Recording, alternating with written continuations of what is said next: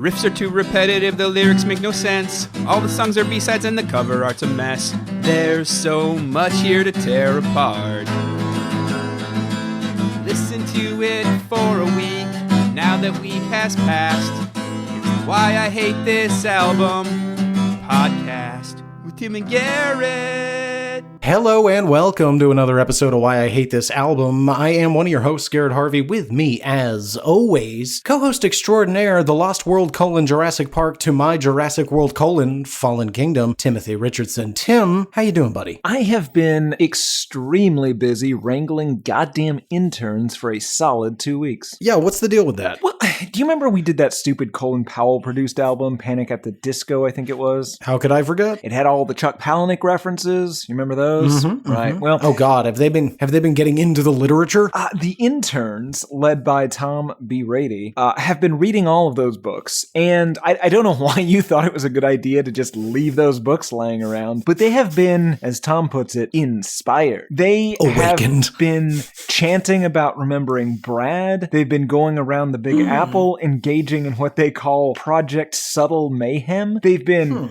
installing asbestos into buildings. They've been making sure all the dog poop bag dispensers in the Dumbo neighborhood are empty. They've been repainting graffiti but using lead paint. Yeah. They've been manufacturing what appears to be dozens of single-shot ceramic handguns that apparently don't set off metal detectors. That's not the same. Wait a minute. Changed the numbers on those signs that say no smoking within 15 feet of the doorway to say 1.5 feet. Hilarious. They thoroughly cleaned a Brooklyn subway station.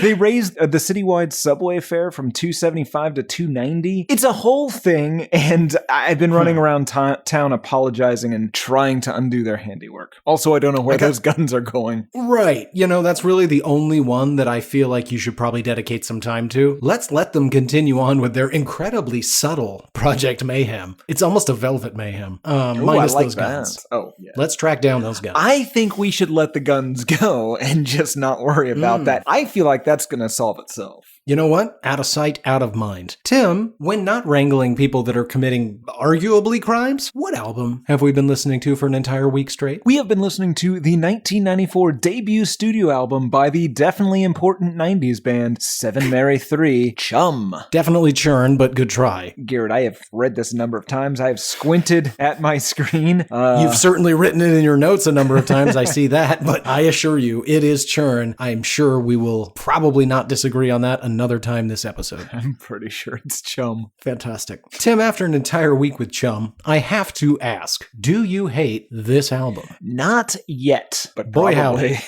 Oh, I see. There it is. I can't tell if I dislike it or if I just don't care. And that's a pretty big decision this week. What about you, friend? Do you hate this album? No. But I think I firmly don't care. Fair enough. I think I'm already there. I didn't get, the classic there, capital TH. But I can firmly say, I don't care. A lot of this is just garbage. So you've just given up on it and decided to go to sleep as opposed to finishing. Perfectly put. Okay, now Tim, I want to call something out that's a little unorthodox. It's going to be in the history, but I had a shock this week. So let's peel back the curtain. We said, what album has cumbersome? We Google 7 Mary 3 cumbersome. First one that comes up, Chum. Great, let's do Chum. Tim, do you want to tell folks why they might not be familiar with Churn? I think you mean Chum. Yes. Well, Garrett, before this week, I would have told you that I owned this record, and I didn't. I owned their actually popular album American Standard, that is basically this album re-recorded to not suck. It still kind of sucks, but you and I we accidentally picked the independent release before the first major studio release. Right. Now, Tim, I want to ask you a question we never get to ask. If you had it to do over again, which album would you have picked? I would have stuck with this one. Me too! Yeah. Yeah. I think it's a better representation of the SMT Churn team. Especially Because- when you get to that second to last song, we will get there. This whole thing is bonkers banana pants, not even really songs. Yeah. Actually, no, that's not true. They are songs. They are nonsense songs, but they're songs. Yeah. Okay, so folks, if you're curious, that's what happened here. And frankly, happy accident. This thing's ridiculous. And it's probably way more interesting than the one that we meant to talk about. So we stuck with it, and I'm glad we did. That's a little bit of background, but I am curious, Tim, prior to this week, what's your history with the Seven Mary Threes? Had you heard, obviously, you've heard Cumbersome, and did I hear perhaps you owned an album? Oh, yes. So I owned in 1996 to 1997, I owned this album for about 8 months. You see, I was living in the house of Saud, but we would come back to Houston 1 to 2 times per year, whereby whatever we knew people in the US. And on one of these trips, I stayed at my cool friend Trevor's house for a few days. Now, Trevor lived in Saudi Arabia as well, but he left in 2nd grade to move back to the US, and he had a handle on the popular culture of the day, right? So he was my introduction to a lot of terrible, terrible 90s culture, but he was also the one that really had his finger on that pulse, Garrett. He introduced me to a lot of questionable music. Now, I went and stayed at his house, and, as one does, I mean, you didn't know this because you weren't allowed to stay at people's houses. You didn't have friends. It's okay. But the point is that he had a bunch of albums, and I would listen to them on my Discman and such. And then I left his house, and then I left the country, and his Seven Mary 3 CD was in my Discman, and I stole it for 8 months, where I maybe listened to the first 2 songs, definitely not more than that. So I am familiar with And you gave it back, though. I did, yes. I had to sheepishly be like, I'm so sorry, I stole this from you. And there was no, suspicion that I had done this on purpose because, he had CDs that weren't Seven Mary 3. Who's stealing Seven Mary 3? But you did. You are. It was... Because you did. It was definitely an accident, though.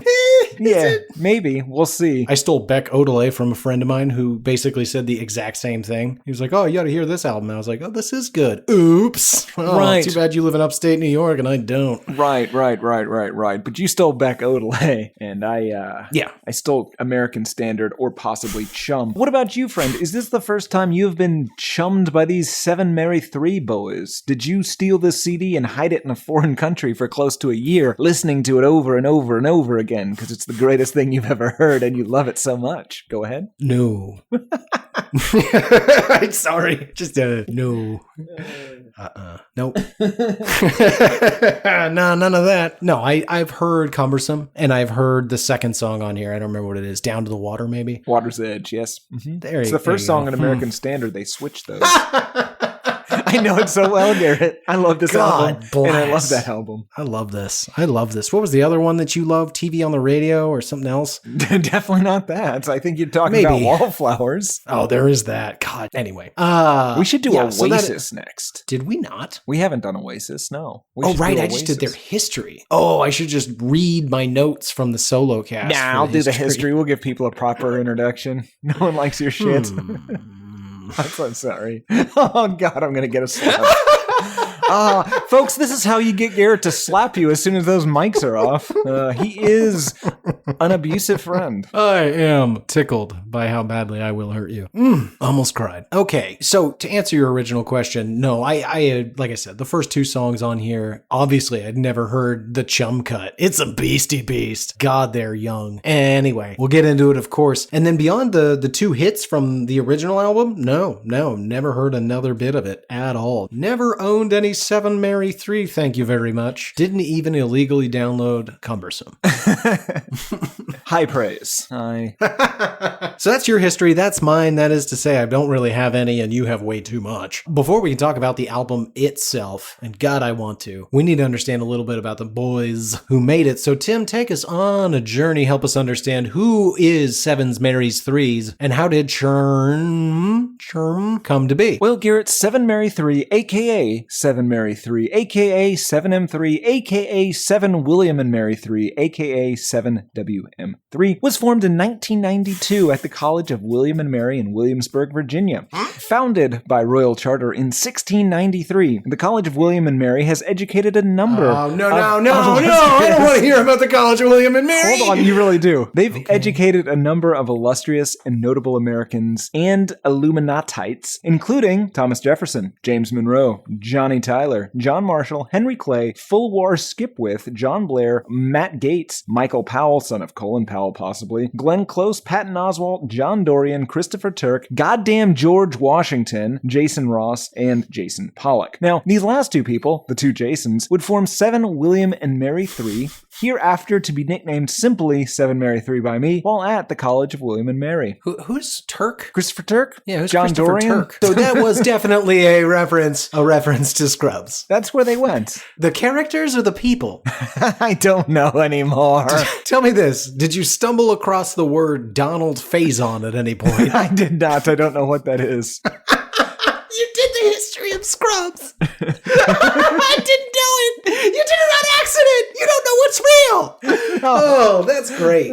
That's great. Yeah. That is not great. No. It's great, Garrett, because if you don't know what's real, nothing is a lie.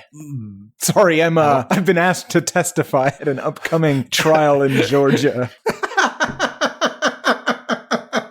Oh, unnamed counsel number 3, aka Timothy Richardson. They made a huge mistake, but they didn't hire Gino, so it might turn out well. Jason and Jason played lead and rhythm guitar respectively, and they handled lead and rhythm vocals also respectively, and they split songwriting duties. One day, sitting in their dorm room, watching the show Chips, starring Larry Wilcox and Eric Estrada as Officer John Andrew Baker and Frank Poncherello respectively. I'm sure you could tell everyone this, but Poncha's motorcycle highway patrol letters were 7 Mary 4. For his patrol beat, 7, motorcycle unit Mary, and unit number 4. Now that's fucking lame, obviously. On the other hand, John Baker's call letters were 7 Mary 3. Pretty cool. Yeah, but everybody knows Ponch was the cooler guy. Right. But that's why it's so cool to name yourself after John. Be like naming yourself after... You know what? You're not going to get that joke. I swear to God, I will get that joke, and you might get yourself a slap, friend. Nope. I'm still scared of you.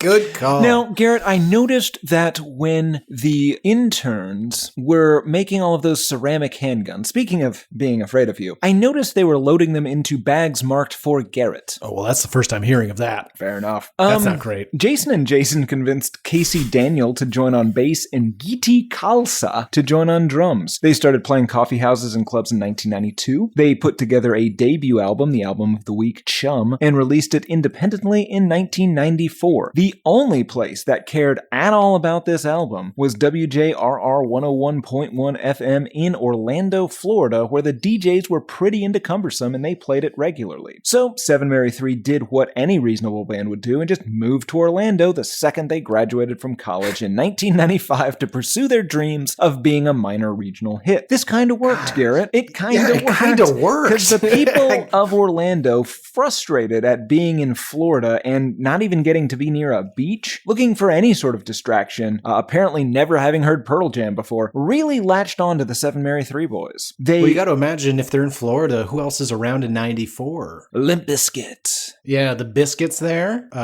Hugh. Marilyn Manson. He's from Florida, right? I don't know. I think he might have been at the College of William and Mary, but in the 80s. Jesus. Anyway, they signed with Mammoth and re-recorded Chum with a couple of new songs, and without Cater, so technically it was a new album, and they released it as American Standard. They toured through 96, and due to some record company shenanigans, essentially Mammoth and Atlantic were the same company for a bit, and then they split, so 7 Mary 3 ended up signing with Atlantic right when they stopped having Cumbersome to put on albums in the future, and they released Rock Crown in 1997. Now, fun William and Mary official fun fact number 301. The only person who has ever heard that album was Stephen Thomas Erlewine, who reviewed it for AllMusic and called it a horrid cross between Pearl Jam and Grand Funk Railroad.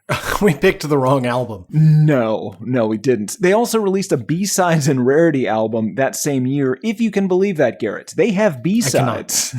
So this came out in 94, then they released the next one in 96, and then another one in 97? Yes.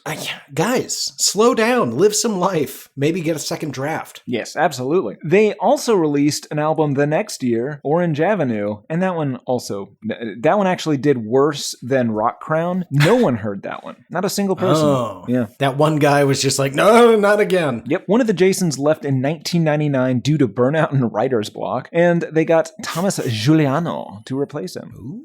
They released Economy of Sound in 2001. That one somehow did even worse. Not only did no one listen to it, but the release actually caused just shy of 3,000 people. Nope. I'm going to read Gino's joke here. It caused 3,000 people to forget about American Standard later in that year.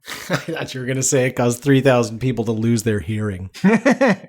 Well, both are true. In 2003, their drummist Giddy Khalsa told an interviewist that he was really disappointed at every single one of their shows because from the stage, they could just see their audience leaving in droves the second after Cumbersome is played. Because of course they did, but also, one, who is coming to see Seven Mary 3 even in their heyday, unless maybe they were like a festival act? And two, why are they playing the only song anyone could possibly give a shit about early in their sets? Yeah, this is a no-brainer, guys. That's the encore. Yep. In 2004, somehow still a band, Seven Mary 3 released Dis/Location on DRT Entertainment. No one has ever even heard of that album. I am literally, like this right here, we're breaking the news that it exists. This is a Why I Hate This Album exclusive. We had to add it to Google. Yes. Their professional failures then continued. They recorded Day and Night Driving in 2008, and they re-released the album of the week, Chum, also in 2008. I think it's Churn. Churn? Are you saying churn, like C-H-U-R-M?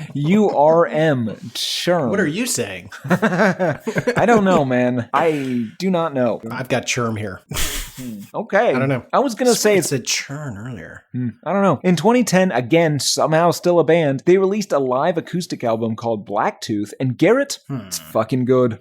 No, fuck off. Yeah, no, that's when they really kind of got it together. I will take your word for it. They stopped being a band 16 years too late in 2012 without bothering to make any official announcements about that. And then the remaining Jason moved to the Big Apple, and he moved Garrett to same floor we're living on, to be the head of media. We're going to bleep that, by the way. You should definitely bleep that. Oh my God. Yeah, no, we're going to bleep I literally was like, can we yeah. not put the address in? Yeah. To be the head of media and strategic partnerships for The Bowery Presents, an East Coast elitist music venue owner where we go to see shows fairly regularly. So we should probably apologize to him for that thing that Yogi did in the elevator.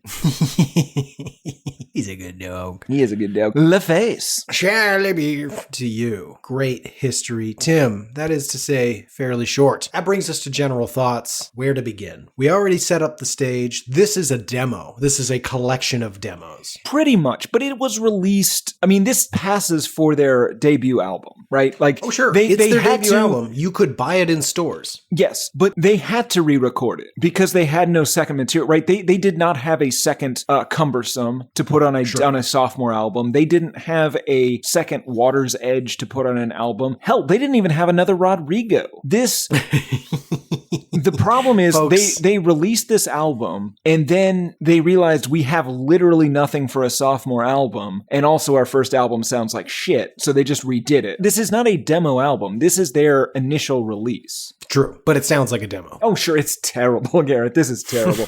It's interesting, though. So this came out at an interesting time. So this was released in 1994, and I actually don't have an exact date because the internet does not care about this. But it was probably recorded late 1993, early 1994. So this is contemporary to actual grunge, right? Kurt Cobain was definitely alive at least when this was recorded, maybe when it was released. And it's possible that only a single Pearl Jam record existed when these songs were written, right? Because Viz didn't come out until mid-October 1993, so these songs were probably written, maybe recorded before that. This was so early, right? Some would call it grunge, but it's not. This is is post-grunge that somehow happened simultaneously with like Viz and In Utero. Somehow, right? Nirvana was influenced by things that don't sound like Nirvana. They were influenced by the Melvins, Mudhoney, Aerosmith, Meat Puppets, Boston, CCR, Black Flag, the Beatles, Sex Pistols, the Pixies. Like, and you can hear all of those things to varying degrees in their music. Sure. They synthesized some genres, they added their own spin, and in conjunction with like other bands of the era, they created like what we would call grunge. This album is post-grunge, and it's post-grunge because... Barely. No. It's post-grunge. It didn't happen after grunge, but it's these guys, I don't know if they are, but they at least sound like they're exclusively influenced by grunge, right? They're not influenced by the things that influenced grunge bands. So by necessity, this is post-grunge. I agree. They're not creating a sound. They're kind of, to me, it sound, and I know this is not really a hot take for this band. They're just trying to be Pearl Jam. And like, that's fine. There's nothing wrong with being a glorified Pearl Jam cover band. We should all be so lucky. But this album, the weird thing about it is it comes off like a literal Pearl Jam cover band that's grown intoxicated with hubris and denim and plaid shirts and just decided, fuck Pearl Jam. We're going to write the next Pearl Jam album and we're going to release it as Pearl Jam as our cover band. And it's weird. I got a lot of really weird, not necessarily, well, some of our sounds likes. A lot of them are reminds me of. Let me start in the general thoughts. This band reminds me more of the Toadies than it does of Nirvana. Okay, but This it's so much album- less angry. Oh, sure. Oh, that'll be point number 3. All right. The album reminds me more of a watered down live album than a Pearl Jam album. That's fair. And overall, most of this album is more analogous to a Hootie Matchbox 20 genre than a Alice in Chains and Nirvana genre. Totally agree. But he's trying to do Eddie Vedder's voice. Yeah, okay. I mean, I don't disagree. It's so not that, though. Right. No. I'm not saying he's doing an Eddie Vedder Sure, voice. He's trying to. Yeah, and even more so in the actual version of Cumbersome that we all know, he gets much more as opposed to this one, which is a lot squeakier. And there's a lot more vibrato in his voice. I'm not sure how to describe it. Anyway, Yeah. I'm getting ahead of myself. Let me ask you this. Did you listen to any of American Standard for this? Well, I guess I'll admit this right now. Yes and no. No, but I listened to not specifically Cumbersome, but 90s playlists enough that I hear the song Cumbersome no less than once a week. Okay. In my life. Because I went back and I listened, I downloaded American Standard as well, and for the like 8 songs that are the same, I listened to each one of them. They really needed that producer, Garrett. It sounds so much better than this. Yeah. Taking Cumbersome and the Water's Edge, like both of those, I know fairly well. Second to last one is the most remarkable. Punch in, punch out. Oh my God, Garrett. Just a total redo top to bottom. No, they do it exactly the same way. They just get somebody that like knows how to record it and maybe don't just do the first take. So it's that song. It's not good, but it's better. We'll get there. Okay. I can't wait to get to it. It's ridiculous. All right. But back to general thoughts. To put it simply, this was way less grunge than I expected. It's post-grunge by definition, but musically, it is so tepid and watered down that I think there's more of an edge in a Marcy Playground album than this one. Ooh, I did like that Marcy Playground. Sex and candy, Garrett. Sex Highly and candy. okay. Right, stop saying that. You guys don't know how many times I just cut him saying sex and candy. 17. It's not none. Okay, now you do. Anyway, 18, I guess, because I'm going to cut it. What I wanted to say is go listen to that album. It's really good. I know we mocked Sex and Candy, but the album, it's quite good. Well, I mean, I wouldn't go that far. Come on. It's not bad. I like sex and it's pretty good. It's not better than that song, is my point. Interesting. Anyway, back to general thoughts, Tim. What else you want to say before we get into this song by song? I mean, not much. I think that kind of putting this in its like historical context, I think is very important. Yeah, I mean, they try to do, again, you said it's very watered down grunge. It's the adult contemporary version of grunge, I think, both lyrically and musically.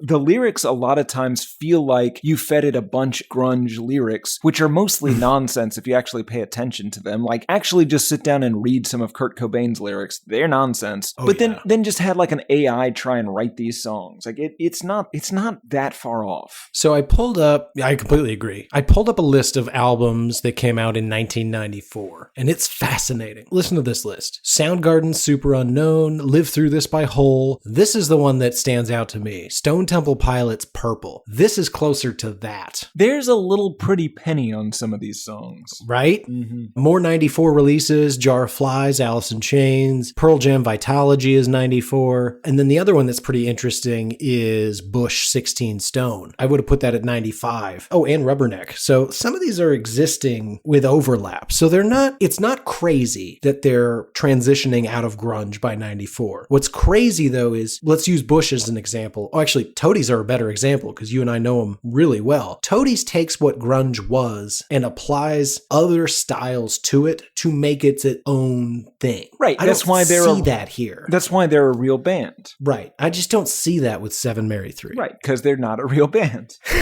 Ruthless. Being mean today, Timmy.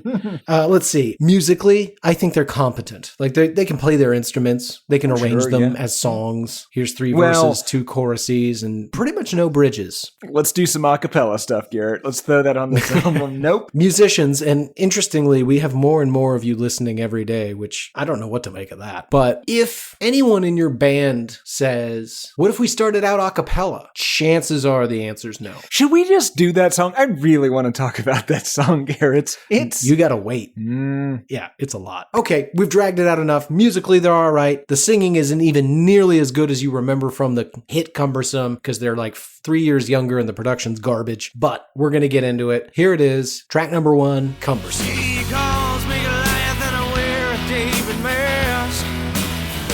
Pretty good.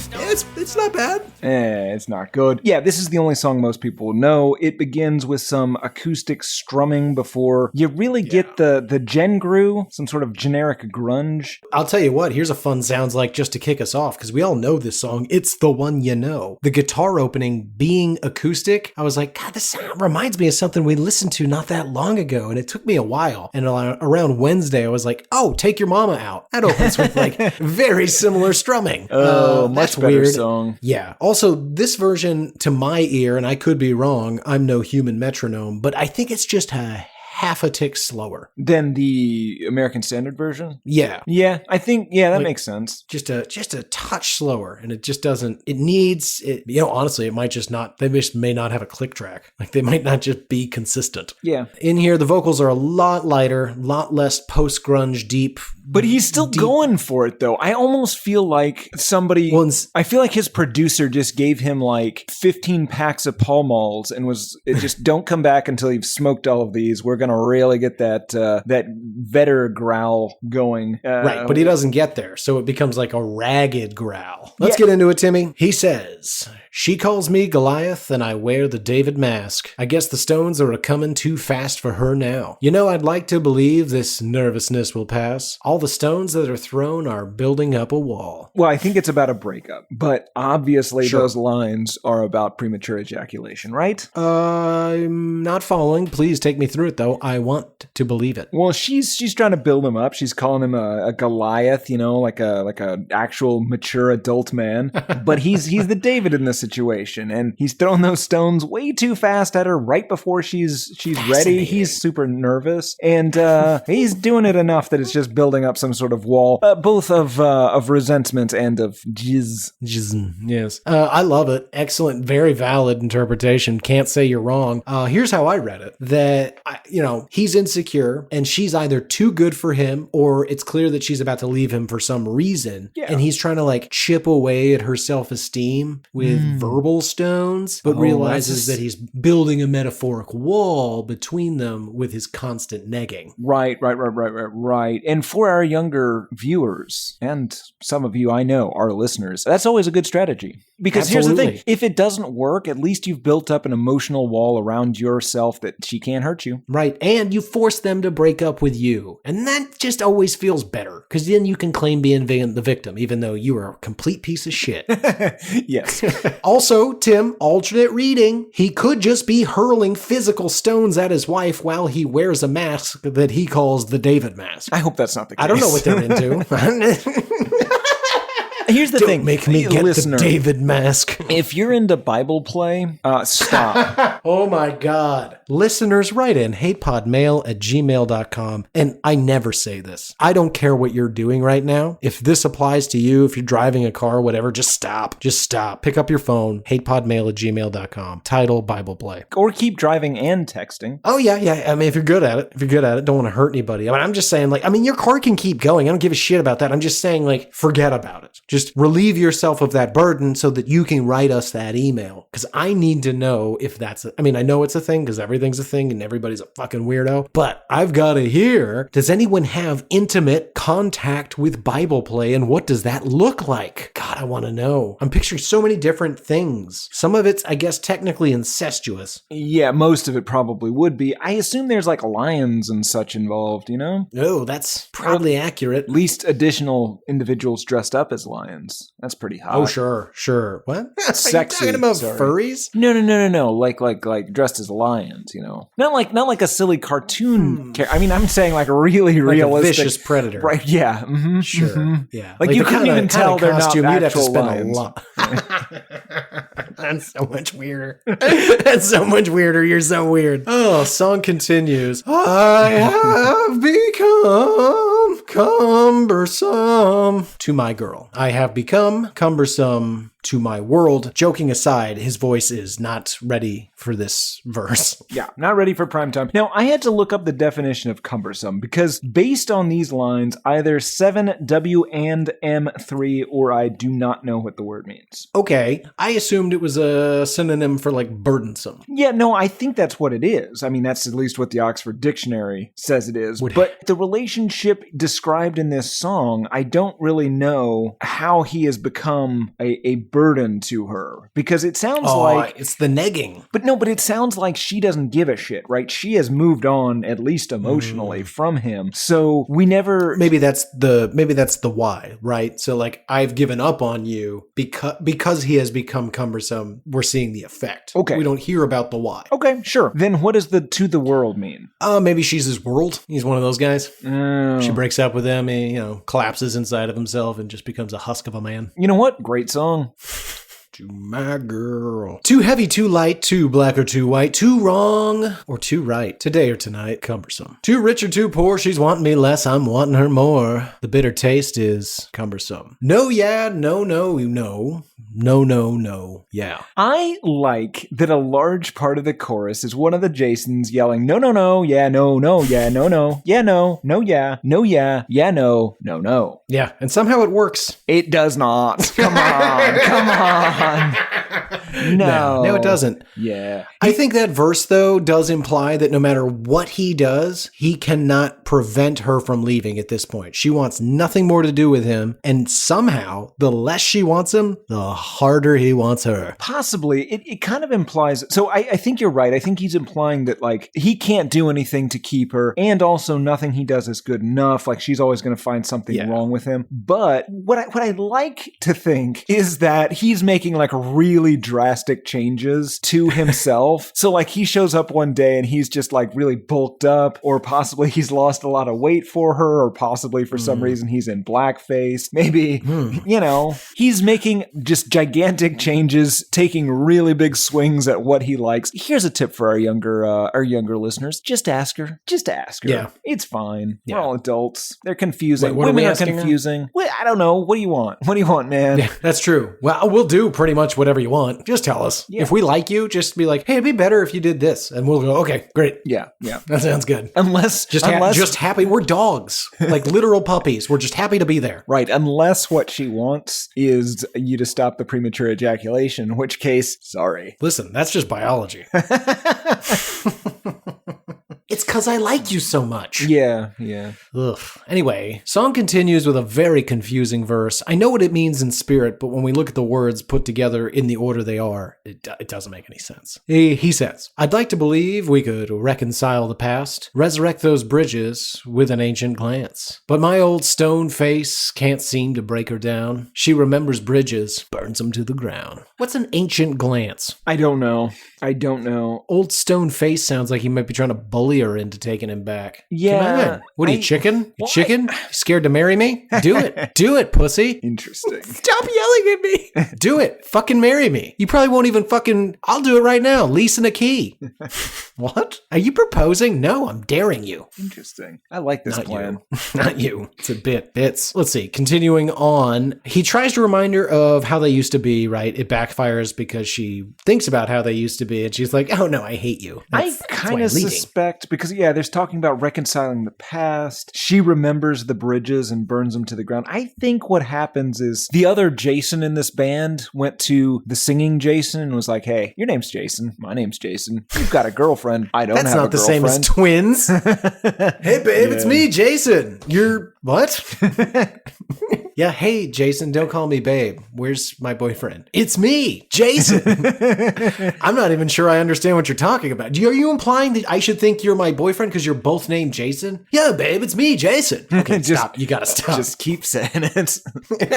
I don't know anything about you. I'm sorry. I can't really say much else. Let's go wild theory, Tim, because by this point, I'm already bored. Let's just pretend for a moment he's got a time machine. He keeps trying to go back and fix the relationship. But of course, he then has to kill the self that lives in his time so he can take his place. And so he's aging, but she isn't. There's the stone face and the ancient glance, right? But then every time, no matter how many times he goes back, she remembers the bridges, burns them to the ground. Interesting. Well, I'm really looking forward to how that theory plays into all these other songs in this now concept album. I don't have any notes. I just made that up, so that's going to be tricky. I probably won't remember most of what I said. Fair enough. I look forward to seeing you improvise. Great. There is a balance between two worlds, one with an arrow and a cross. Regardless of the balance, life has become cumbersome. Now, is that a reference to those like gender symbols, like the circle with an arrow? Yes. Okay. Well, that's stupid. Yes.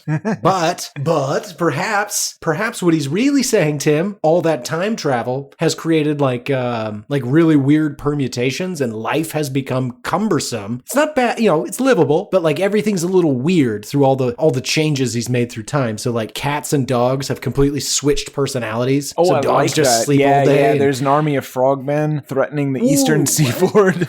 That's way different. I was going to say all socks have toes and only weirdos wear mitten-style socks, as it should be. Yeah, completely. Garrett, hard agree. Yeah. Folks, what are we doing with socks? Because they're stupid and they make no sense. First of all, you got toes, put them in something. Yeah. Two, if you're going to have the mitten sock, and I don't get it, but whatever. If you're going to have the mitten sock, why is the stitching on the inside?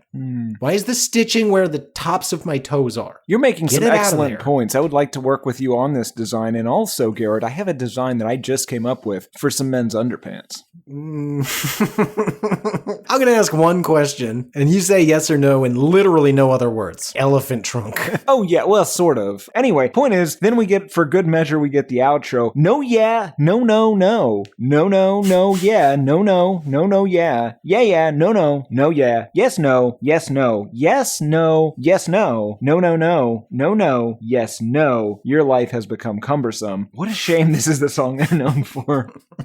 No, no, no, yeah. Yeah, no, no. Now, Garrett, before we move on, let me play for you, or possibly sing for you, the Apologetics cover, Come For Some. Sounds way more sexual.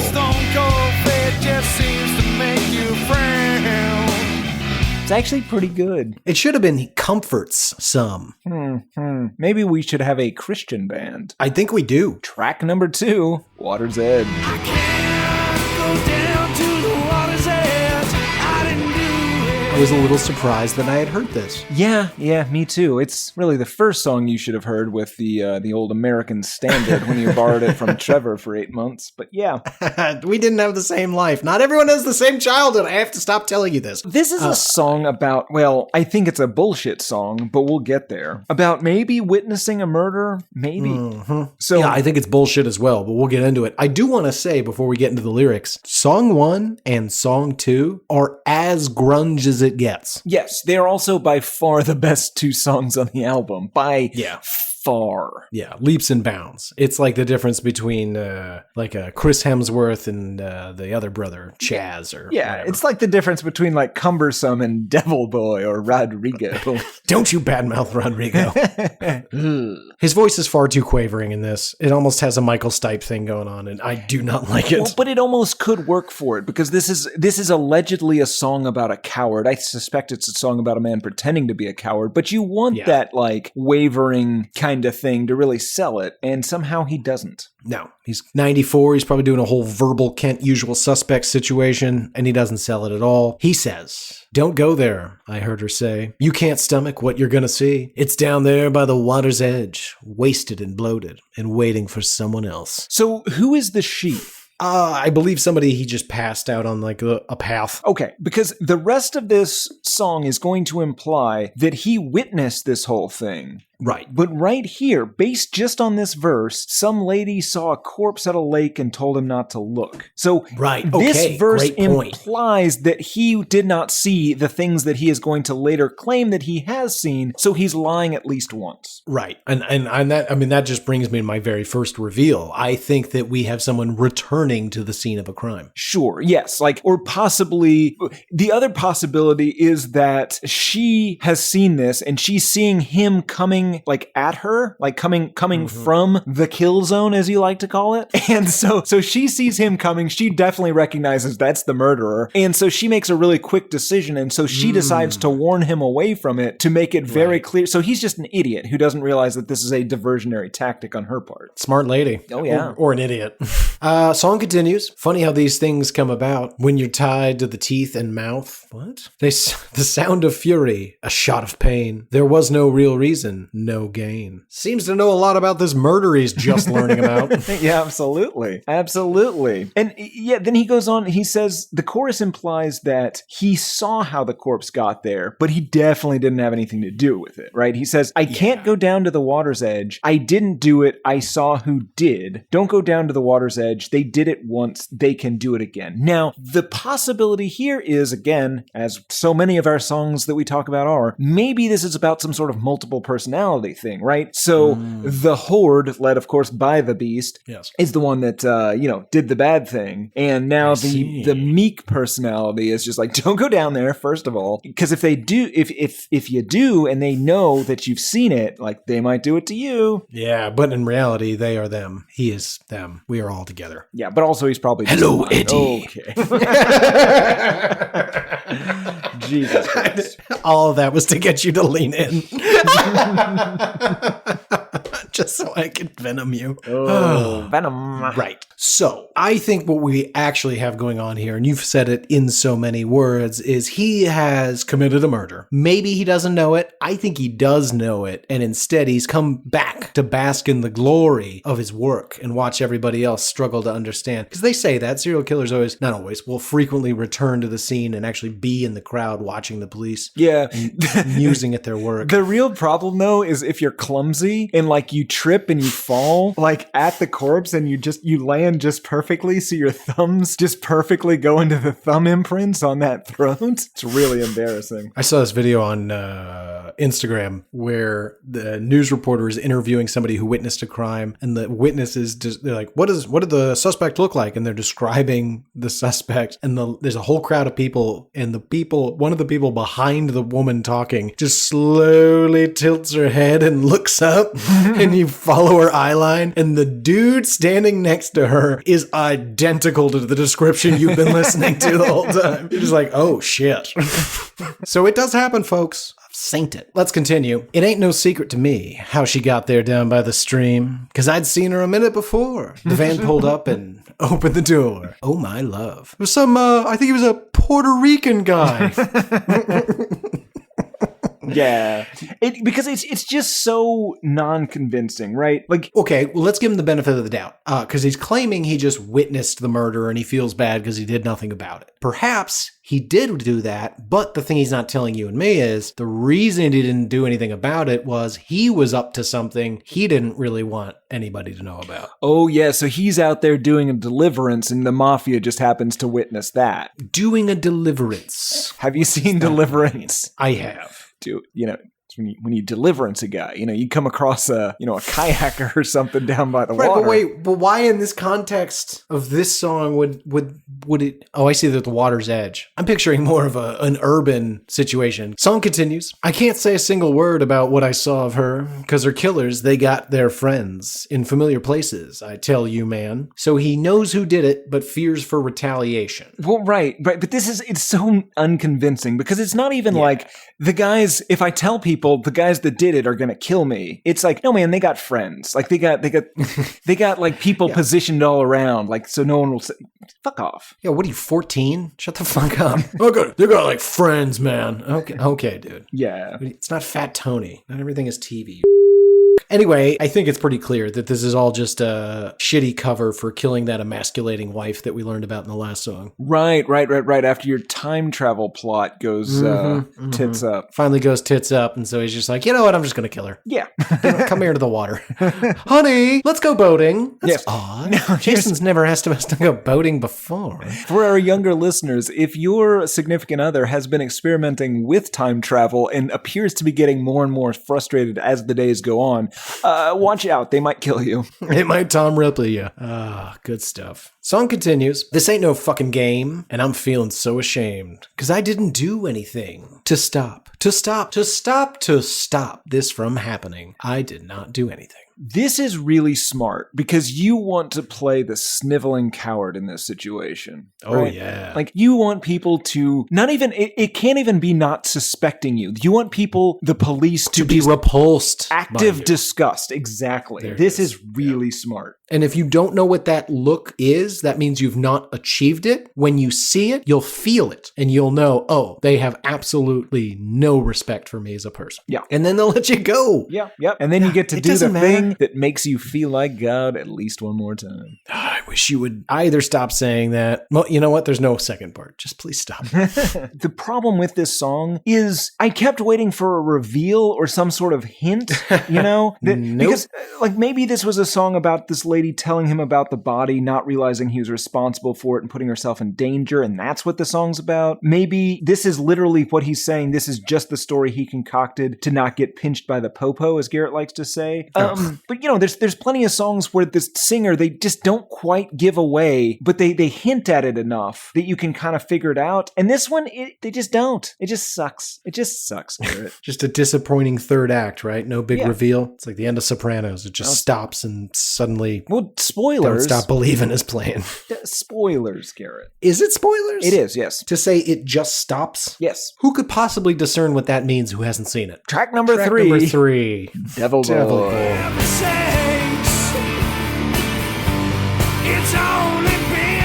Suspicious title. Yeah, I really enjoyed the opening guitar in this song before the generic drums kick in. Sure. And then it seems to be a song that's kind of just either about depression or not being into Catholicism. And at the bare minimum, this is a song about not fitting in with your religious bros. It's definitely that. So it goes, I slept through Easter yesterday, right through Christmas just the same. The priest came up to me all up in arms. He said, devil boy, what have you done? Now, this is not what the song is about, but this is the smart take on this song. He is depressed, and so he is like sleeping through major holidays. He can't like find the energy to get up and like go do stuff. And then the Catholic Church interprets his mental illness as possession, just like they have for millennia. If that's what the song was about, not bad, but it's not. That would be great. It's not. I assumed, having failed to find a way to save his one love after countless time travel attempts. And of course, the frogmen encroaching upon the eastern seaboard. Yeah. Sure. And the dogs like cats and the toad socks and of course the minority mitten sock people. Not the other way around as we all know it. That's all there. But anyway, that's not really important at all. What I'm going to say is after failing that and killing that lady, drowning her or, rippling her, he's guilty, Tim. He feels bad or he feels nothing and he's like, oh, there's no God. He lost his faith when nothing bad happened. And so he just stopped going to church. Once you discover the physics of time travel, you can be pretty assured that there is no God. God, what if there is? And he's just like, have you been messing with my things? Who's been in my world? I didn't put this here. What are these frogmen doing on the eastern seaboard? Mitten socks, goddammit.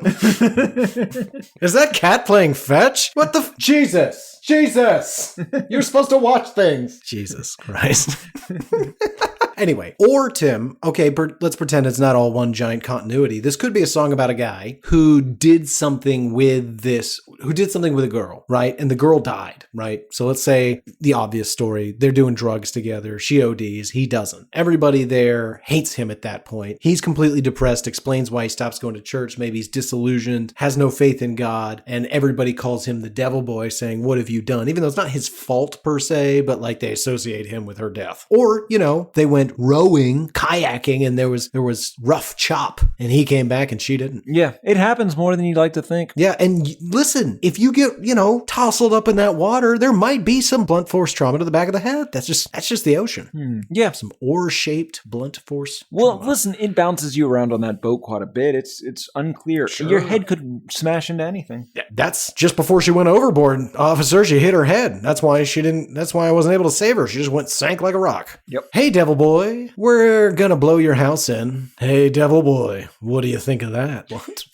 Is it a Three Little Pigs joke? Yeah, it's a Three Little Pigs joke, or possibly they're gonna Freddy Krueger him a little bit. Interesting. Yeah. Yeah. I hated every time they said Devil Boy, just simply because it vaguely reminded me of Daniel Johnston saying Devil Town, and it, makes me sad. Yeah, it's a great song. Ooh, what about in this time travel thing? You somehow screw up and you mixed the Jasons take over Daniel Johnston's career. Well, that would be fine. Oh. The man existed in total obscurity. Then only you and I and like 11 people listening know who he is. Yeah. Anyway, for heaven's sake, it's only been 2,000 years. I can't wait any longer for you. Tired of waiting for JC, so he turned to the dark side. This is our chorus, by the way. Right. And I mean, listen here. We're all tired of waiting for Jesus to return and vanquish our shoeless enemies. I wholeheartedly, listen, 2,000 years is way too long to wait for the robe and the golden sash and the white woolly hair and the blazing eyes and the feet made of bronze and the double-edged mouth sword. It's especially, Garrett, and here's the real kicker, since the perfect time to come back was August 15th, 1950, and listeners, of course, who have found the feed and used it to decipher my coded blog know exactly what I'm talking about here. The next opportunity for him to return will be in 8 years.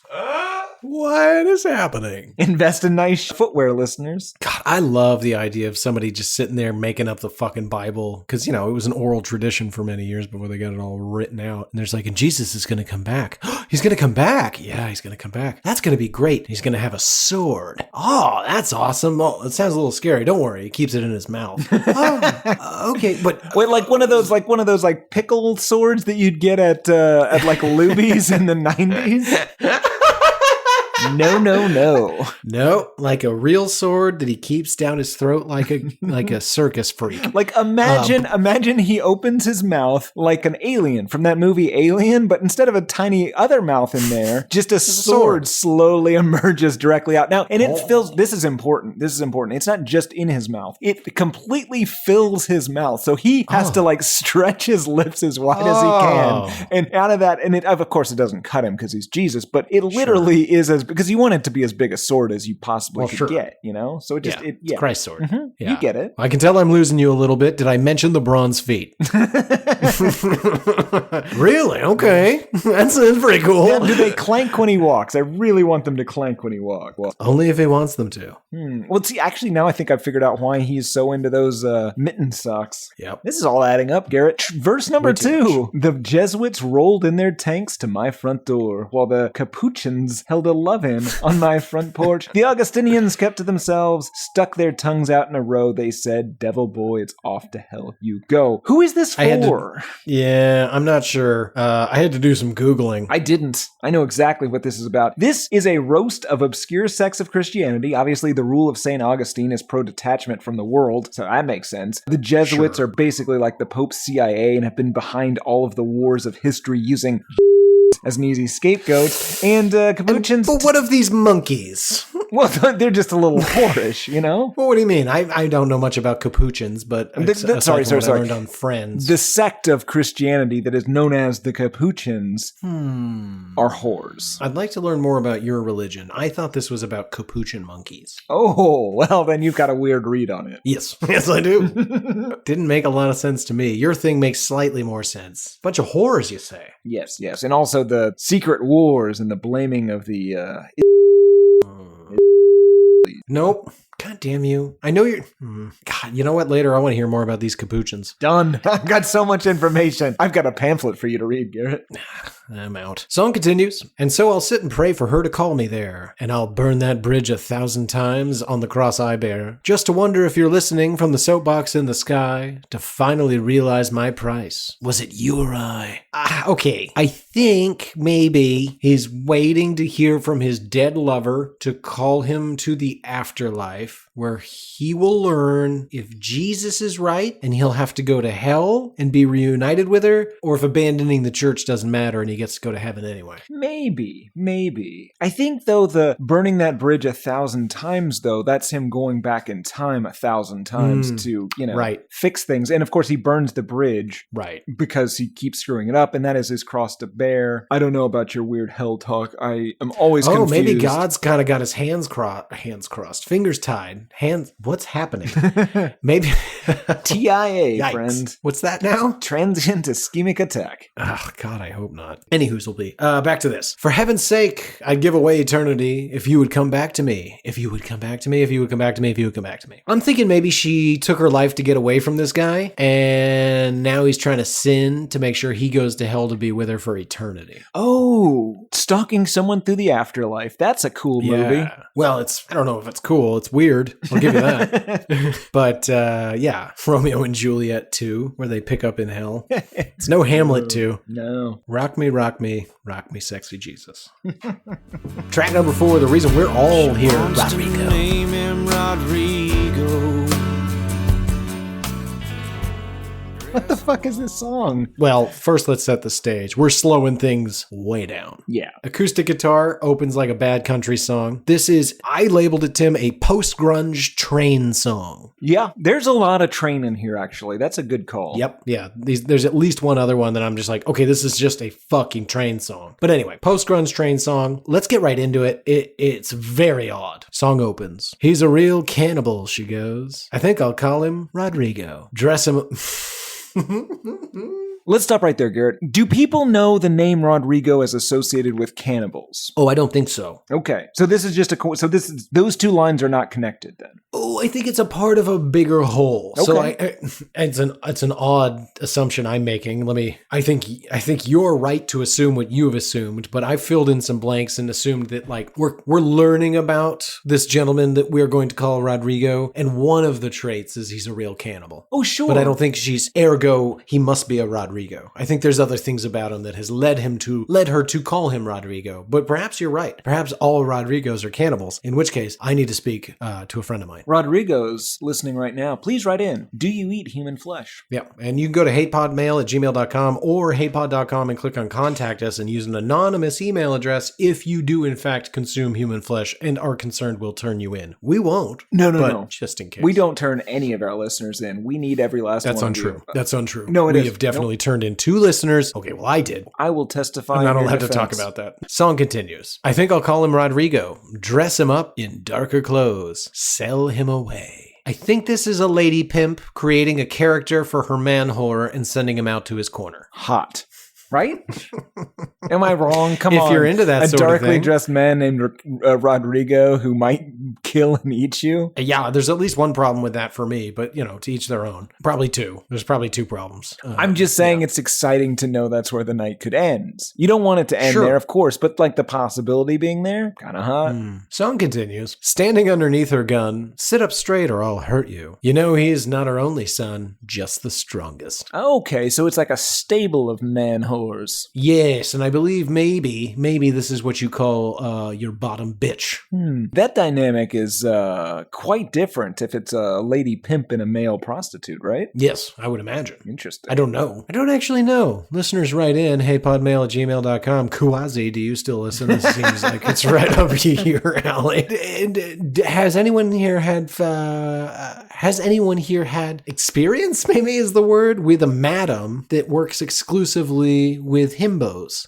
Excuse me, I don't want to be derogatory. Gigolos. Speaking of prostitution, Garrett, I was down on 85th Street the other day, and there is this ice cream place called Big Gay Ice Cream. I don't know.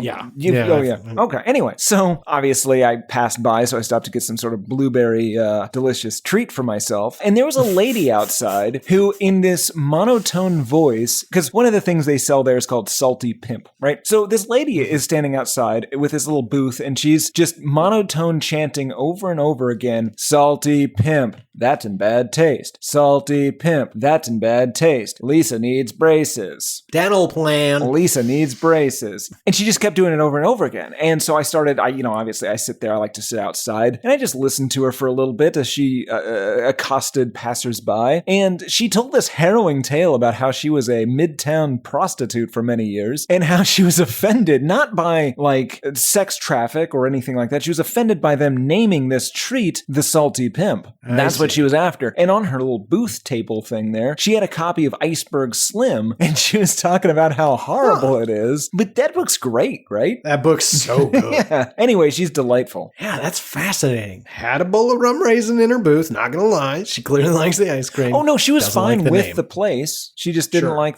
Salty Pimp, that's in bad taste. Salty Pimp, that's in bad taste. I'm gonna need 2 scoops of Salty Pimp in a cone, though.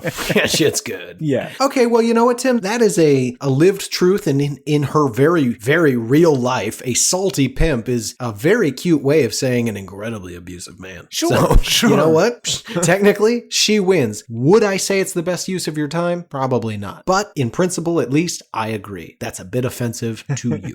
It's very specifically targeting you. Yeah. But if we got rid of all the things that I find offensive, Taylor Swift would be nowhere to be found. Nope. We love her. Yeah, we're going to cut that. We do love her. We do love her. T-Swift, you are welcome anytime. And anyone you want to bash, even if it's Tim, come on, we'll do it. Song continues. She tied him down to her tree. Stayed fit to name him what he's bound to be. Tied him up with a rope. You know it's stained her neck, but it can't hold Rodrigo. This is the chorus, by the way. So this, I think, is how she tames her steed before he joins the stable of boas. Ties him to a tree and determines his persona based on how he reacts. Okay, and this one's the one that could break all the ropes. That's Right. why So he's he's a the bottom Rodrigo. bitch. Yeah. Yeah, her strongest son. It's sort of like that Harry Potter naming hat. I'm It's sorry? a lot. That naming hat. I don't know what it's called. I've never read Harry Potter, but the hat that tells him like Gryffindor. Anything? No. Trying to relate to our younger listeners. Anyway, song continues. I'm the real animal, she goes. She wants to call me Rodrigo. Tied me down with all her ropes till I can't breathe. She can't help but beat me down into a brand new Rodrigo. I'll slip away without a sound into the air. Is this a weird sex game? I think maybe. Yeah. Like this could be a sugar mama situation, you know? Maybe she wasn't a lady pimp. She was just, paying the bills. And he was like, this isn't so bad. She's a bit older, but she's a lovely woman and she treats me really well. Oh, she tied me to a tree yesterday. Yeah. I wasn't super into that. And then she beat me a lot harder than a 68-year-old woman should be able to beat me and insisted on calling me Rodrigo. My name is Jason. Either way, it's a very strange song. And then we get a warbly guitar solo that is nothing special and an outro that is literally the chorus. And then, of course, Garrett, we get the amazing, incredibly long, drawn-out Rodrigo.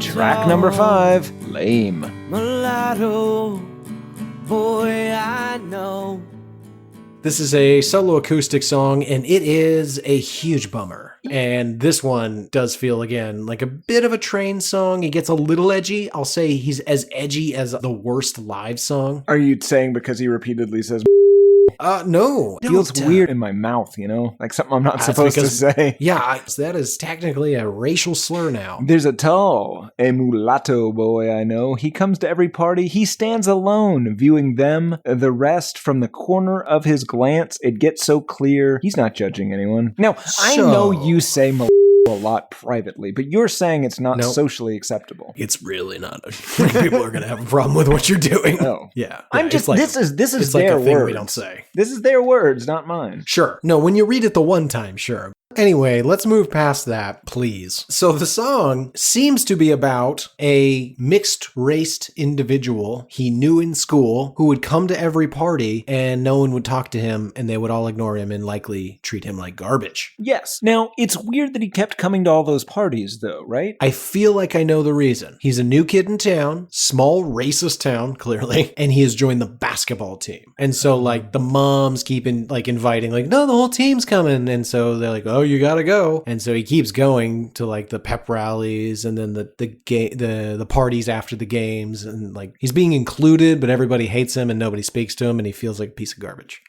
Okay. Haven't you ever have been friends with somebody that their parents made you be friends with just because you could tell you didn't have any friends? No. What? Me either. Interesting. Good. The way his arms float around his cage, he's caged. Canary sings, silently brings his voice to rage. The way they stop and stare, the way they turn their heads, it's enough to make him want to run away, but he stays, he stands his ground. So at some point it becomes like an endurance test for him, right? He's just like, no, they're not chasing me out of here. I'm going to stay and I'm going to drink their liquor right here. Yep. They can't do anything. You told me to come. I'm here. I'm going to take your booze, and I feel like at least one of your girlfriends is looking at me, so we'll see how it works out, but I ain't leaving, bitch. I do want to point out, luckily, small wins this week, Tim. The first time through, did you have at least a moment where you're like, oh shit, did they put this kid in a cage? Just first time. First time I was like, oh no.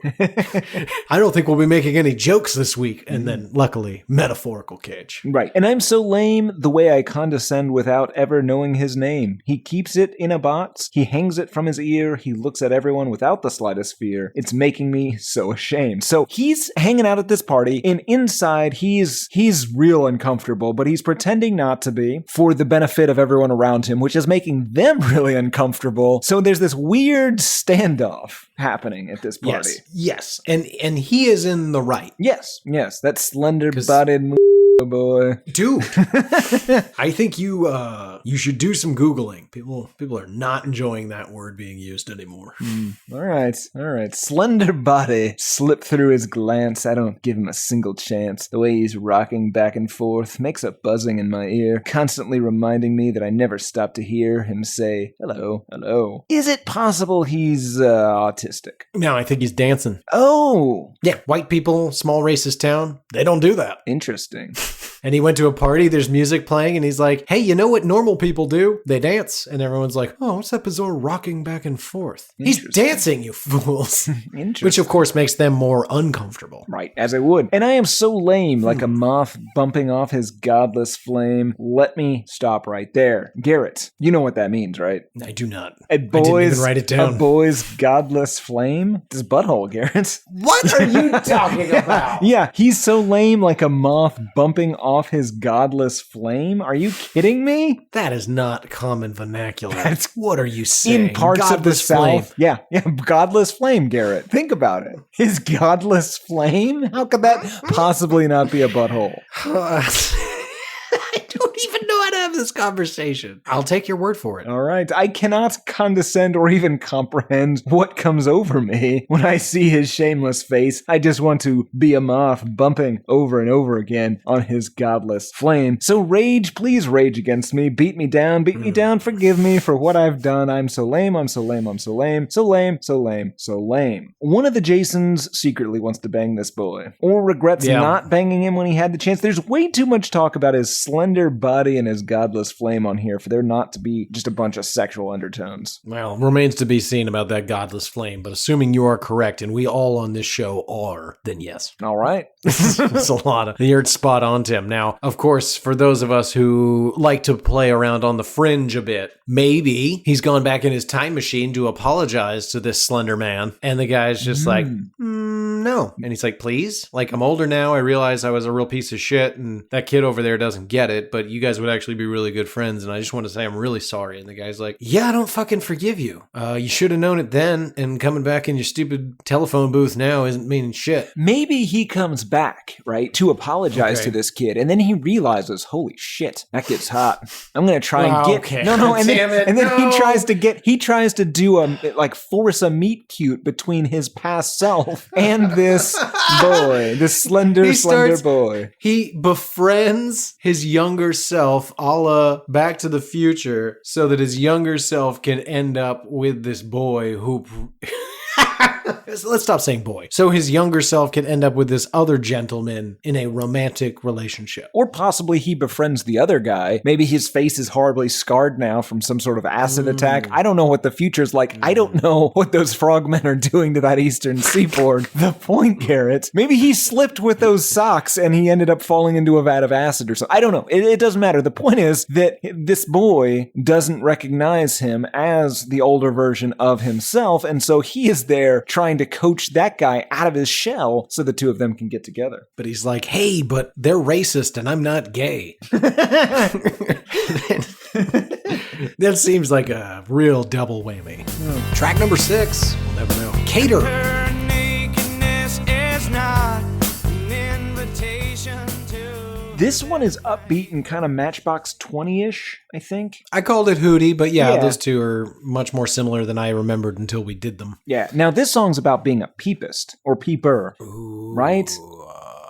Interesting. I don't know if I picked up on it. Oh, peeping. Interesting. I thought it was more about a young man who was persistent. Well, sure. But okay, let me paint the picture here. It is no escape of his emerging on a tender age just to say he wants her, and her nakedness is not an invitation to her bed at night. She sleeps that way all the time. Now, the protagonist, we'll call him, I don't know, young Gary, is a young man, not great with the ladies, but God is he horny, and he wants this lady. And he has to be reminded as he peers through a powerful telescopic lens from her neighbor's roof through her bedroom window that she does not know that he's there. This isn't a show for him. She is just sleeping in the nude. She's completely unaware she is being observed by anyone. This is not some sort of show to entice him into coming over. What a fucking creep. I couldn't help but notice you named this hypothetical person Gary. Now, the next verse, though, kind of takes that back because it seems to imply that she does want him. She just wants him to be persistent, which, if you have ever seen young Gary, cannot possibly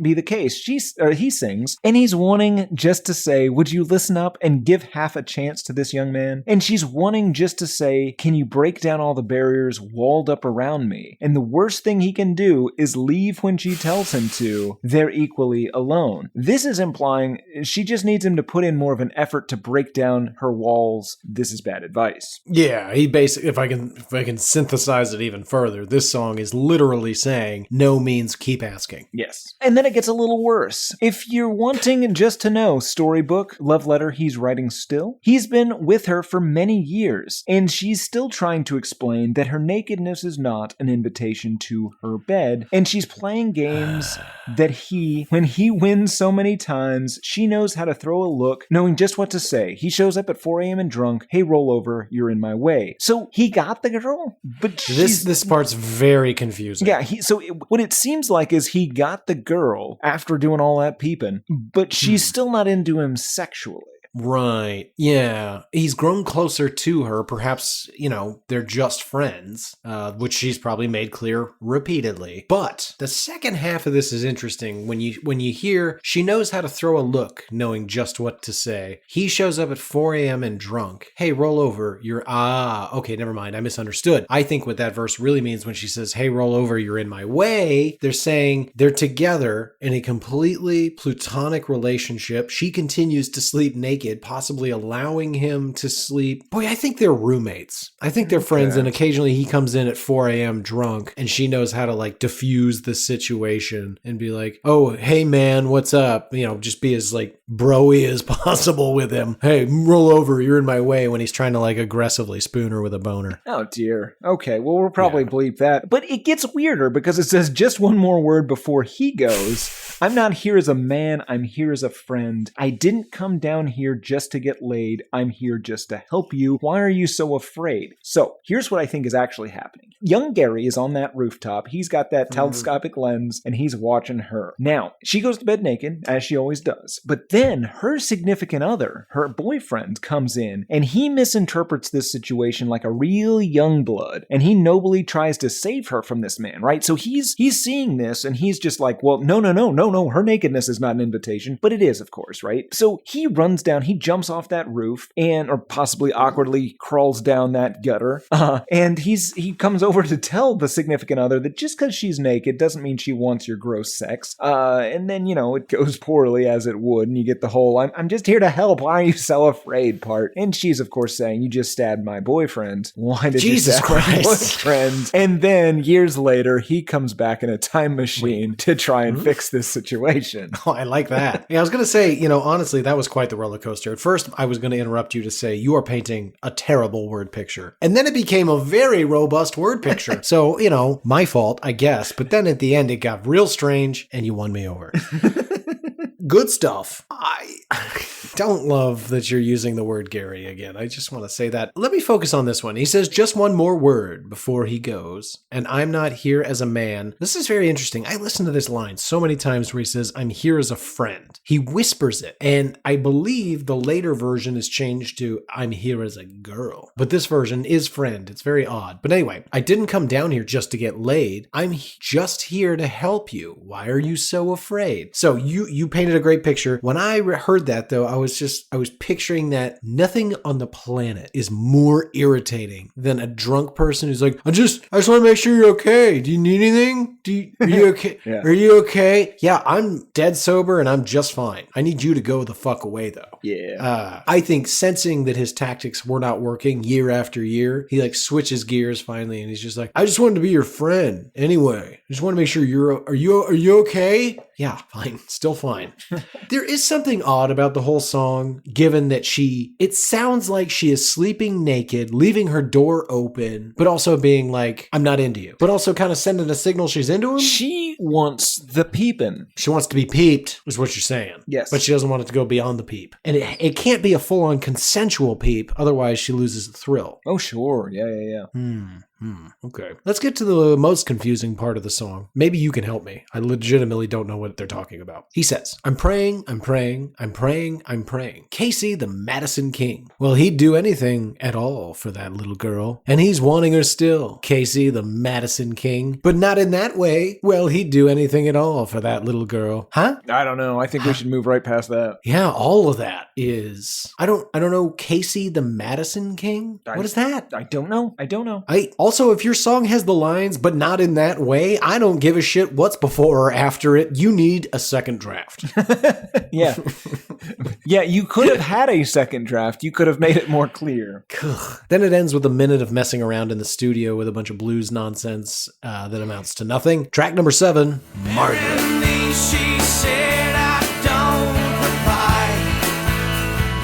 Tim, do you know any real-life Margarets? No. I've met one, interestingly for you and probably nobody else. Her father owned Billy Bob's. Oh, interesting. Yeah. That was interesting for me. This song starts off with a bass line that feels like a ripoff of the James Bond theme, and then becomes a story about taking a child bride. Yes, it does. It's a very weird song. I like that bass line. I think it's lovely. And then we get some odd hi-hat.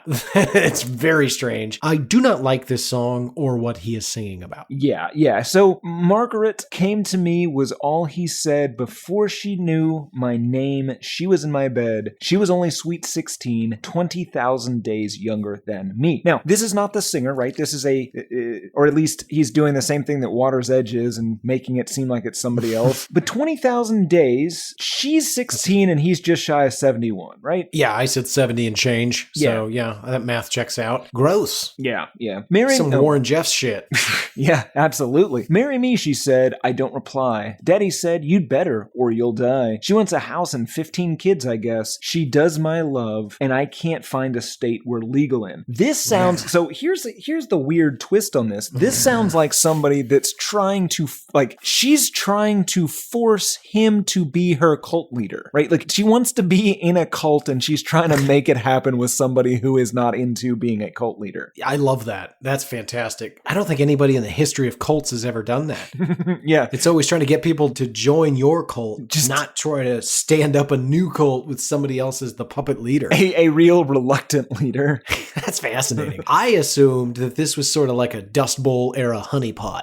She goes over to the neighboring farm, wakes up old man Jacobs with a handy J, says, marry him or my daddy's going to kill you. Concerned that her dad's going to get angry that he's fucking her daughter, he's like, well, okay. And so they get married, but she doesn't give a fuck because he's 70. And hoping that he's going to kick the bucket soon, she inherits the farm. Yeah, or she inherits, maybe she's as the cult leader's bottom bitch, and she inherits the cult, and now she's in charge of all those weird ladies. Seems like a long road to go, but could be a product of the era. Yeah. I also want to point out this is a real specific one, but I swear to God I heard the exact same guitar riff from Hootie's I Only Want to Be With You. Yeah, quite possibly.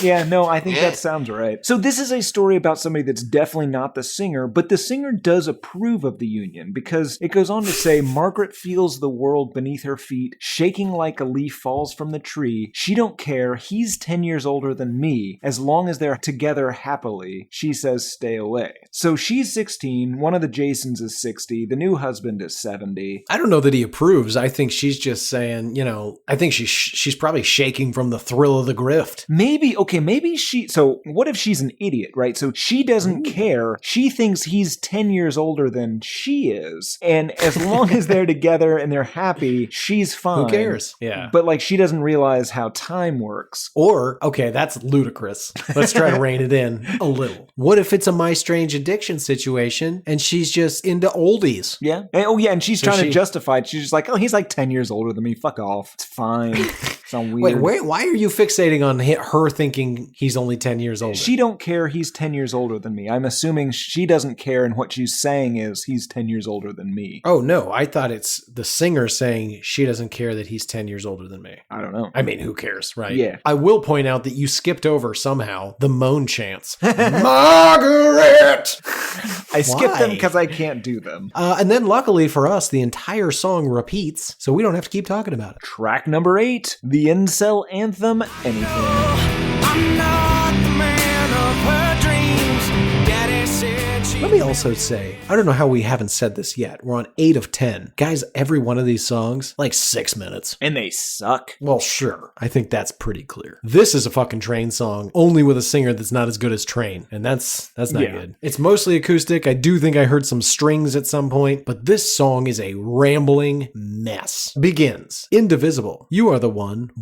That's an embarrassing backing vocal, by the way, other Jason. It's like 80 yard in. It's really weird. Like he called from a payphone in 94. One. Yeah, it's pretty bad. We got it. Indivisible, you are the one. Impossible to hear what you say to me at night. Can't I have some covers back? It's so cold on the wrong side of the bed. Are you awake? Are you aware? Are you anything? She's mad at him, but I don't think it's a fight. I think she actively and openly dislikes him, and he just eats it. Yeah, as one does. Song continues. Pictures high, high above the shelf. Letters from me to you, you to me, us to them. Do they express? They say anything? Anything at all? This took some thinking. I'm curious if you have an explanation. I do, and it holds together shockingly well, but I'm curious what you got. Okay, I wasn't sure at first, why are there so many letters? Why are we writing letters? And then I got to thinking, maybe he's an OTR trucker, right? Not getting home for weeks at a time. They're writing letters. 1994, we didn't even have like 1010 220 yet. She was expensive. So they're writing letters. And now that he's home all the time, she's like, you know what I love? When you're not here.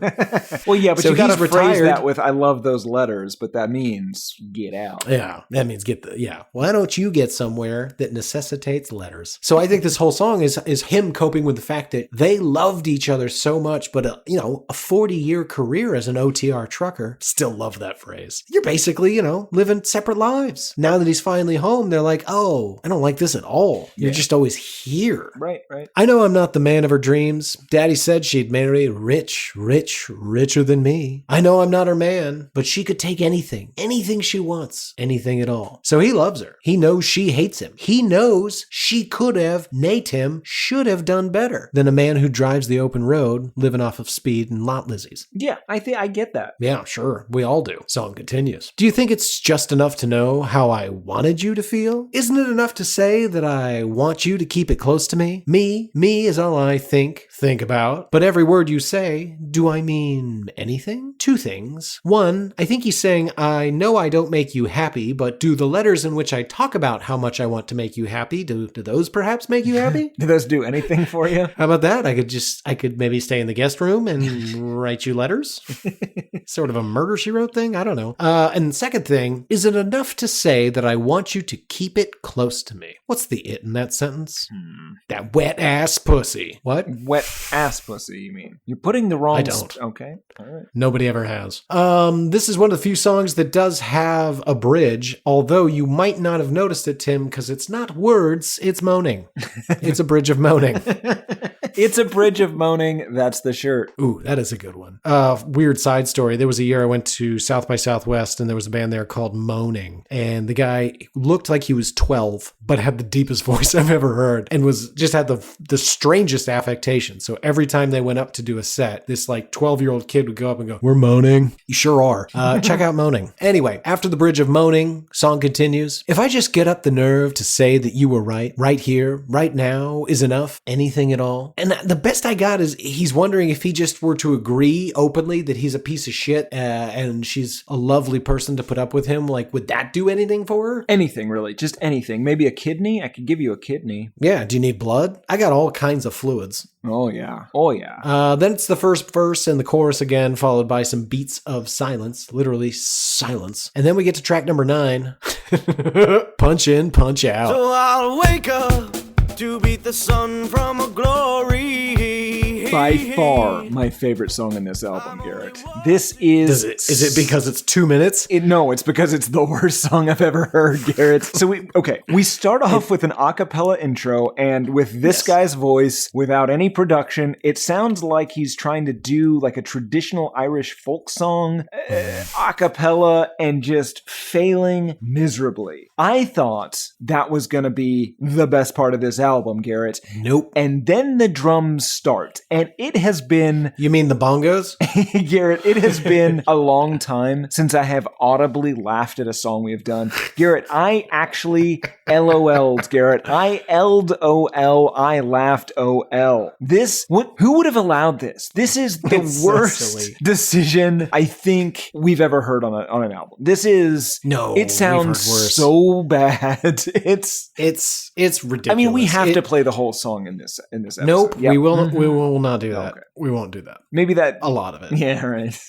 Maybe if we break it up into a bunch of different segments. Oh, maybe. That's not bad. And ideally, if we're talking just a bit over it, that might not get us kicked off YouTube, although everything gets us kicked off YouTube. Yeah. But I mean, it's difficult to discuss the lyrics or the meaning of this song because the delivery is just so distracting. Right. We have to say, opens a cappella, then come bongos, then come more bongos. I want to be clear, there's 2 sizes. Then comes a third drum. It's a snare drum, like a drumline drum in marching band, but you're not in marching band. It's a bongo drum circle, but you have a snare drum. And listener, if you for some reason own the American Standard re-recording of this, if your name is Trevor, that song, they've done so much of a better job with production. Do yourself a favor, go back to the Chum version, listen to this. It is insane. I'm going to get shirts that just say Churn. Just say it's Churn. Let's see. Let's get it through the lyrics. They're not great, not nearly as great as the music, but I wake up to beat the sun from her glory. I'm only one cigarette away from mobility. It's always punch in, punch out, go to work and go back home. Tedium of life and the joys of smoking. Yeah, I agree completely. There's only one chance left. And I know where she is waiting. Pause. Oh, is that a gig? Is that a woman that he can date? Or is that a woman that he can drown in a river? That's a woman who has an open window in a neighbor with a very accessible roof. Yikes. the There's only- only one sin left, and I know where she is waiting. Yep. Yeah. Because it's 3 songs home and Alex is jawing. There's only one chance left, and I know where she is waiting. He's trying to leave practice, and Alex is just talking away, and he's like, listen, those blinds close pretty promptly at 9:40, so what are we doing? Yeah, I mean, Now, that's We've talked a lot about the music in this song. By this point, it's important to say everything we mentioned so far, that's happened. But then comes the big bass drum and the rhythmic toms. It is... It just gets worse and more ridiculous. It's so crazy. I had to go Google rhythmic toms. I was like, wait, what part of the kit is this? It's not the bass, although that's in there. What's the other one that's quite fucking loud? It's the toms. I couldn't believe it. I couldn't fucking believe it. It's so crazy. Go listen. I'm going to go listen to both. Then we get the opening verse a couple more times before he whisper sings, punch in, punch out, like Anthony Kiedis. Yeah, it's the whispered singing is insane as well. It ends as embarrassingly as it started, and I love it from start to finish. My favorite song on this album. I don't know, Tim. There's always track number 10, favorite dog. They're barking at me. Yeah, the This is a song about being an alcoholic, and it feels like they were listening to way too much Soundgarden, but unfortunately are still 7WNM3. Correct. Yeah, this is my first note. Now, this is what I was expecting, sorta. Yeah. Kinda. It's close. It's much closer. And folks, if you haven't noticed, we've been nowhere near grunge, let alone post-grunge. So it's a nice return. We open with some static, a decent bass line, has sort of an Alice in Chains sound mixed in with maybe a Scott Stapp singing. Yeah. It's not great. Opening sounds a little ethereal, but then it goes a little post-grunge before landing at mildly droning. He says, that's my other hand, open and angry. It wants one too, I guess. That's my other jaw, gaping and shameless. It talks too much, I know. So this is about his addiction, the other side that wants too much, talks too much, gets him into trouble, the drunken side, so to speak. Yeah. In the background, we've got some slowly building guitars, a little bit of noise, doesn't really build to much, and he says, and they're barking at me. Yeah, they're working on me, just like my favorite dog. He's being lured to the drink with the same affection as his favorite dog. Yeah, we've all been there. Indeed. They say Geronimo. Yeah, look out below. I love that rusty water like it's my favorite dog. Cool. Yeah, I mean, I guess Loves he's the warning booze. everybody. Shit's about to get Drunk. real fucked up. That's my other head, open and bleeding. It thinks too much, I guess. That's my other eye, swollen but fearless. It's seen too much, I know. Now, obvious explanation, gets drunk, blacks out, gets into fights, either hurts himself or gets hurt by other people. However, a much more fun interpretation is that he is some sort of drunk Jason Bourne Manchurian Candidate, but there's no code word. It's all blood alcohol level controlled. Ooh, I like So that. when the alter ego kicks in around 0.11 alcohol level, but, he's still drunk. Yeah. So, like, he's beating ass, but also, like, falling a bunch. Yeah. But then the alter ego, the Manchurian Candidate, tries to stay longer and longer, as you do. And, so he's just constantly drinking, getting drunker and drunker. Yeah, it's a real shame when your drunk self just wants more booze, but it always does. Yeah, that guy's a real jerk. Yep. Selfish. Then we get the chorus again. The singing, I don't know if you noticed this, in this song, he actually almost blows the mic out. It's pretty funny. I didn't, It's like but- recording with Gino. No quality control. Yeah. End with some droning guitar and noise that starts to echo slowly before fading out, and who could care? Fair enough. Tim had this do. This did extremely well in Orlando, but literally nowhere else. The follow-up, which is again the exact same album, did pretty well though. That hit number 24 on the Billboard 200. It was the 63rd best-selling album of 1996, and it sold more than 1 million copies in the US. The Dutch gave it only 6 out of 23 thumbs, however, but they said that was because American Standard didn't feature Cater, which was their consensus favorite song on this album. They gave Chum 17 out of 23 Dutch thumbs up. Weird. I will never understand that country or the 12 Dutchmen we have locked in a bike locker. What did people think of it? Well, Garrett, there's 4 reviews on Amazon. I'll read all of them. No, I'm going to read none of them. I read the reviews for American Standard, which again is the same album. That has 228 total ratings, 80% 5-star, 1% 1-star, and they're pretty mediocre. But Dennis A. in 2013 said, "This is one of those 90s must-have albums. If you enjoy Cumbersome, the rest of this album will have you pressing repeat." Which Lies. I don't know if that means the rest of the album is so bad that you will just push repeat on Cumbersome. I don't know. Yes, I think so. Yeah. M. Price, 2008, said, "Buying used CDs is the only way to go if you want to save money. I won't ever go back to paying full price in a store again." 5 out of 5 stars. You know what? They'll take it. Any way to get to 5 stars. Yeah. Any others? No. Fantastic. Who's this for? This is for Trevor and expat children living in the House of Saud who have the opportunity to steal a single CD and chose poorly. Yeah, you did. Oh, good stuff. That brings us to final thoughts, Tim. Any revelations, things you have to get off your chest after we've been all the way through it? God, no. The big revelation for me is just how illegible the songs are. That is to say, granted, you have a certain, shall we say, stammering affect, but I couldn't place all the blame on you this week. It's difficult to read these songs. There's missing words, lacks of punctuation, and general coherence. Yeah. Having said all that, let's ask the question. Tim, after an entire week with it and an entire 2 hours talking about it, do you hate this album? I don't hate it. I just kind of met it. I think it's a pretty fascinating document of the time period. And if this was all punch in, punch out, I'd love it. Punch in, punch out. What about you, friend? Did you get there? Do you hate this album? No. And in fact, let me say something mildly complimentary. I enjoyed this album.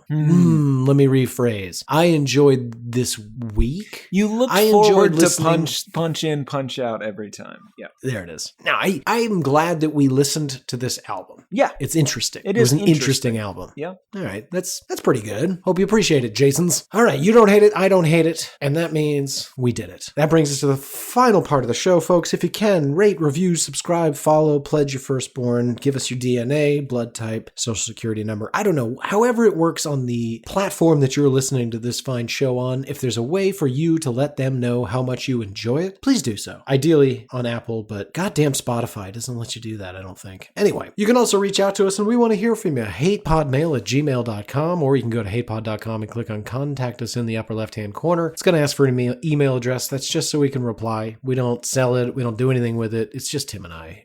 Gino, but he can barely operate a computer. So listen, we want to hear from you. Suggestions, thoughts, ideas, comments about the show, things that our songs and albums made you think of, weird stories. Are you into Bible play? We need to know. You can also find us on Twitter. That's Album HatePod. Instagram is HatePod. Threads is HatePod. We've got a subreddit or 2. We've got Discord servers set up. If you want to find us, we're out there. Reach out. We want to hear from you. Sorry we weren't here last week. Took a week off. Mildly unscheduled. Happens. We're back. I think that's going to do it for Why I Hate This Album. I have been one of your hosts, Garrett Harvey. I have been the other, Timothy P. Richardson, and after spending a bit too much time watching HBO unsupervised in mid-1993, Garrett P. Harvey attempted to get people to call him Garrett X.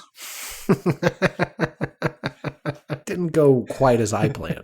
Yeah, it's unclear how that didn't come up on the Rage Against the Machine episode. Maybe it did, and Garrett X edited it out. Hashtag Gary X.